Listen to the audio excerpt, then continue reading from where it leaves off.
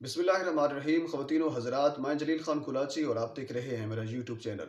नाज़रीन, आज का मेरा टॉपिक है पीडीएम का होने वाला जलसा कामयाब रहा या नाकाम रहा। ज़ाहिर सी बात है, जिन्होंने जलसा किया यानी पीडीएम की जो कारकुन थे या पीडीएम की जो लीडरशिप थी, उनके मुताबिक जलसा कामयाब रहा और जिनके खिलाफ जलसा किया गया बकौल जलसा नाकाम रहा। तो देखना नाज़रीन ये होगा कि पाकिस्तान की तारीख में ऐसा कभी हुआ है कि जलसे जुलूसों से किसी एक की हुकूमत को गिराया जा सकता है या गिराना मुमकिन है। एक ऐसी सी बात है, पाकिस्तान में कोई ऐसा वज़ीर आज़म नहीं रहा जिसने 5 साल तक पूरी मुद्दत की हो। हर वज़ीर आज़म को एक मुख्तलिफ स्ट्रेटजी के तहत एक मुख्तलिफ और तरीके से घर भेजा गया। कुछ ने अपने अंडरस्टैंडिंग के साथ, ये मुआहदे के साथ घर चले गए, खुद इस्तीफ़ा दे दिया। इसी तरह एक जब बात हुई थी नवाज शरीफ और गुलाम इसहाक़ खान की, तो उस वक्त के जो आर्मी चीफ थे वहीद काकर, तो उन्होंने इस मसले को रिजॉल्व करवाया। तो एक एक अंडरस्टैंडिंग के साथ घर जाना पड़ा, ये खुद मुस्ताफ़ी हो गए। और इसी तरह कुछ वज़राए आज़म को अदालती फ़ैसलों की वजह से घर जाना पड़ा, जिनमें से नवाज शरीफ साहब हैं और सैयद यूसुफ रज़ा गिलानी साहब। इन दोनों वज़राए आज़म को अदालती फ़ैसलों की वजह से घर जाना पड़ा। और इसी तरह कुछ ऐसे वज़राए आज़म थे जिनकी असम्बलियाँ तोड़ दी गई। बेनज़ीर भुट्टो की 2 मरतबा असम्बलियाँ तोड़ी गई। गुलाम इसहाक़ खान और फ़ारूक लगारी ने असम्बलियाँ तोड़ी। और इसी तरह 3 वज़राए आज़म ऐसे थे जो मार्शल लॉ के नतीजे में घर चले गए। यानी मुख्तलिफ वजूहात और हो सकती थी उनके घर जाने की, उनके जो वज़ारत उज़्मा की जो कुर्सी थी वो उसको छोड़ने की। लेकिन जलसे जुलूसों से किसी एक हुक्मरान को घर नहीं भेजा गया। ये पाकिस्तान की एक तारीख है। और इनके साथ एक ऐसा हुक्मरान था जिसने खुद इस्तीफ़ा दे दिया, वो थे सदर अयूब खान। सदर अयूब खान एक ऐसे हुक्मरान थे जिन्होंने खुद इस्तीफ़ा दिया। इसके अलावा बाकी कोई ऐसा हुक्मरान नहीं था जिसने खुद इस्तीफ़ा दिया हो। तो सदर अयूब खान भी उस वक्त के जो सदर थे, लेकिन ये हुआ, यानी कहा यह जाता है, सुना हमने ये है कि उस वक्त उनके घर से, अपने घर से भी आवाज़ें उठने लगी, जिसकी वजह से उनको इस्तीफ़ा देना पड़ा, जिसकी वजह से उन्होंने खुद इस्तीफ़ा दे दिया। तो भाई ये पाकिस्तान की यानी तारीख में एक ऐसे हुक्मरान थे जिन्होंने खुद इस्तीफ़ा दिया। बाकी किसी को मुस्ताफ़ी किया गया, किसी को बरतरफ किया गया, किसी को अदालती फ़ैसले की वजह से छोड़ना पड़ा, किसी को किसी के खिलाफ अदम एतमाद लाएगी। तो इसी तरह के मुख्तलिफ कह लीजिए कि तरीके इस्तेमाल करके उनको वज़ारत उज़्मा की जो कुर्सी थी उससे हटाया गया। नाज़रीन, अगर आप पिछले 18 से 20 साल का रिकॉर्ड देखें तो हमें ये लगता है कि हुकूमत, तकरीबन हर हुकूमत ने अपनी मुद्दत पूरी की है। हुकूमत ने मुद्दत पूरी की है, लेकिन हुक्मरान ने अपनी मुद्दत पूरी नहीं की। यानी वज़ीर आज़म ने अपनी मुद्दत पूरी नहीं की, हुकूमत ने अपनी मुद्दत पूरी की है। इसी तरह हम शुरू करते हैं 2002 से। 2002 में काफ लीग की हुकूमत थी, तो काफ लीग के 3 वज़ीर आज़म ने 5 साल मुकम्मल किए। मीर ज़फ़रुल्लाह खान जमाली, उसके बाद चौधरी शुजात हुसैन आ गए और उसके बाद शौकत अज़ीज़ आ गए। ये 3 वज़ीर आज़म ने मिलकर 5 साल की मुद्दत काफ लीग की हुकूमत की पूरी की। इसी तरह जब 2008 में पीपी की गवर्नमेंट आई, तो पीपी की गवर्नमेंट के 5 साल की मुद्दत को पूरा करने के लिए 2 वज़ीर आज़म लाने पड़े। यानी एक शुरू में सैयद यूसुफ रज़ा गिलानी को वज़ीर आज़म बनाया गया, उसके बाद अदालती फ़ैसले की वजह से वो उनको वज़ारत उज़्मा की जो कुर्सी थी वो छोड़नी पड़ गई। तो उसके बाद फिर राजा परवेज़ अशरफ आ गए, यानी 2 वज़ीर आज़म ने मिलकर 5 साल मुकम्मल किए। इसी तरह फिर 2013 में पाकिस्तान मुस्लिम लीग नून की हुकूमत आ गई। तो पाकिस्तान मुस्लिम लीग नून की हुकूमत को भी 5 साल मुकम्मल करने के लिए 2 वज़ीर आज़म मैदान में उतारने पड़े। पहले में नवाज शरीफ साहब वज़ीर आज़म बने, तो नवाज शरीफ अदालती फ़ैसले की वजह से वज़ारत उज़्मा की कुर्सी छोड़नी पड़ी और उसके बाद फिर शाहिद खाकान अब्बासी को वज़ीर आज़म पाकिस्तान बना दिया गया। यानी 2 वज़राए आज़म ने मिलकर पाकिस्तान मुस्लिम लीग नून के 5 साल मुकम्मल किए। तो 18 से जो 20 साल का अरसा है, इसमें हम ये कह सकते हैं कि किसी एक हुकूमत ने अपनी मुद्दत पूरी की, बिल्कुल यानी पूरी नहीं की, ऐसा नहीं हो सकता, पूरी की, लेकिन किसी एक हुक्मरान ने अपनी मुद्दत पूरी नहीं की।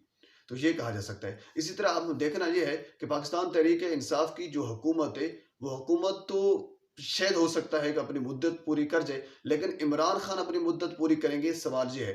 आपने देखा होगा अपोज़िशन हमेशा से यही नारा लगाती है कि इमरान खान सिलेक्टेड हैं, इमरान खान को घर जाना चाहिए, इमरान खान को यानी यूँ करना, इस्तीफ़ा दे देना चाहिए। अपोज़िशन ये नहीं कहते कि हम मिड टर्म इलेक्शन की तरफ जा रहे हैं, हम इलेक्शन करवाने जा रहे हैं, क्योंकि जो एमएलएज़ हैं, चाहे वो किसी भी पार्टी के हों, पाकिस्तान तहरीक-ए-इंसाफ के हों, मुस्लिम लीग नून के हों, पाकिस्तान पीपल्स पार्टी के हों या फिर मुल्ला फज़ल रहमान के एमएलएज़ हों, किसी भी सियासी पार्टी के एमएलएज़ ये नहीं चाहते कि हम मिड टर्म इलेक्शन की तरफ जाएँ, हम दोबारा इलेक्शन की तरफ जाएँ, क्योंकि उनको पता है करोड़ों रुपए, 20-20 करोड़ रुपए उन्होंने एक इलेक्शन पे लगाए हैं। ज़ाहिर-सी बात है, जो इलेक्शन जीत के आए हुए हैं, वो ये कभी नहीं चाहते कि हम दोबारा इलेक्शन की तरफ जाएँ। जो हारे हुए हैं, ज़ाहिर-सी बात है, वो तो चाहते हैं इलेक्शन दोबारा किया जाए, ताकि हो सकता है कि हमें दोबारा चांस मिल जाए। तो इसी तरह जो एमएलएज़ हैं, वो ये नहीं चाहते कि मिड टर्म इलेक्शन किए जाएँ। तो इसी तरह जिन्हें हुकूमत पूरी होती, हुकूमत की मुद्दत पूरी होती नजर आ रही है, लेकिन वजीर आजम की जो मुद्दत है उस पर सवाल निशान है। अपोजिशन भी वजीर आजम की मुद्दत पर सवाल उठा रही है, वजीर आजम की कुर्सी पर सवाल उठा रहे हैं, हुकूमत पर हुकूमत गिराने की बात नहीं कर रही। आप खुद भी अगर क्रिटिकल तरीके से, क्रिटिकल नज़र से एक बार देख लें तो आपको यही नज़र आएगा, जो हुकूमत है उनका सिर्फ एक ही इरादा है कि वज़ीर आज़म इमरान खान जो है वो हुकूमत छोड़ कर वज़ीर आज़म की जो कुर्सी है वो छोड़ कर चले जाएं, क्योंकि उनको पता है अगर इमरान खान वज़ीर आज़म रहे तो आने वाले सेनेट के इंतखाबात में सादा अक्सरियत लेने के बाद जो इमरान खान कानून बनाएंगे वो हुकूमत के लिए इंतहाई सख्त होंगे। यानी ऐसे कवानीन वो बना सकते हैं करप्शन के खिलाफ हो सकते हैं, बाकी मुख्तलिफ यानी कवानीन हो सकते हैं जो अपोजिशन को मजीद तंग कर सकते हैं। तो इस वजह से अपोजिशन ये चाहती है कि इमरान खान की हुकूमत रहे, ये इस पर सवाल निशान है या नहीं है वो अलग मसला है, लेकिन इमरान खान वजारत उज़्मा की कुर्सी पर ना रहें।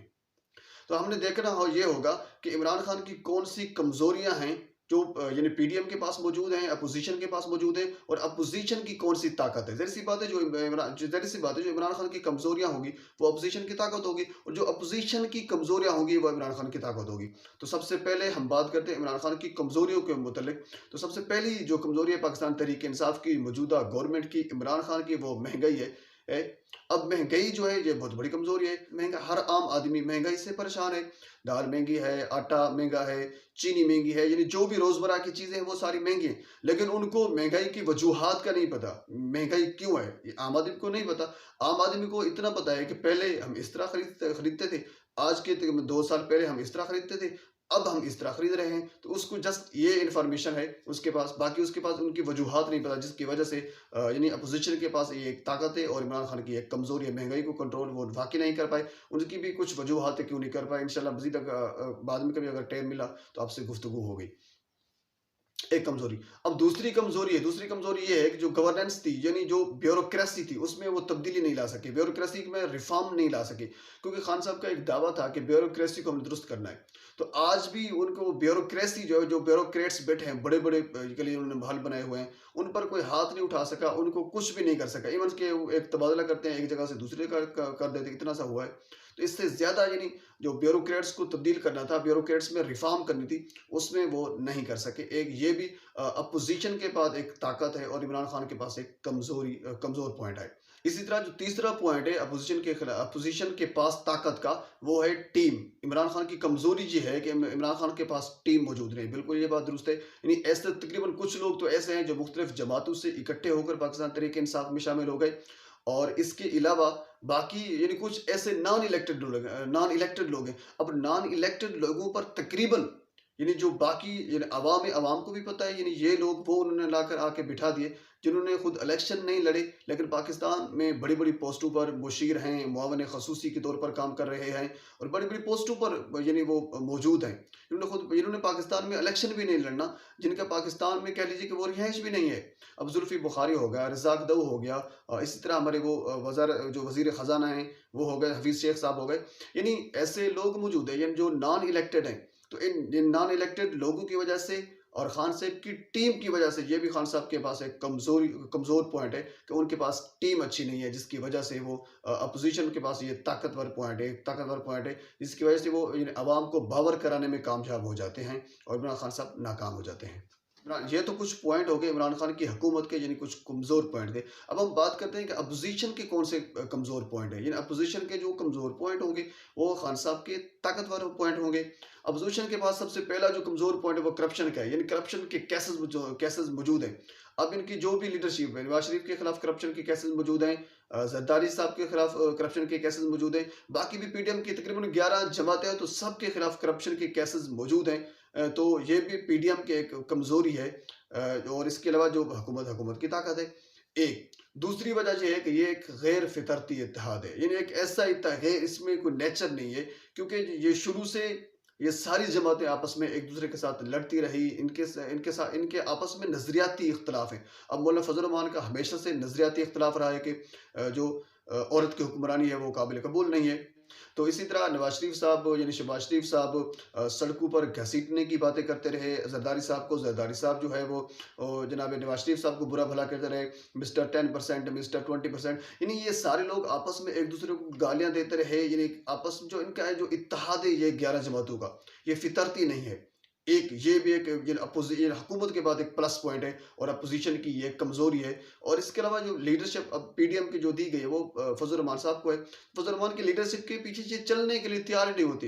ये बाजार की कुछ मजबूरी की वजह से यानी कुछ मंथ के लिए कुछ दिनों के लिए इकट्ठे हो जाते हैं। अब अगर आप देखें जो सदारती इलेक्शन थे उसमें मौलाना फजल रहमान उम्मीदवार थे, लेकिन मौलाना फजल रहमान को हरा दिया गया। पाकिस्तानी पीपल पार्टी यानी पीपी की गवर्नमेंट ने जो पीपी थी यानी पीपी की गवर्नमेंट ने उनका साथ नहीं दिया।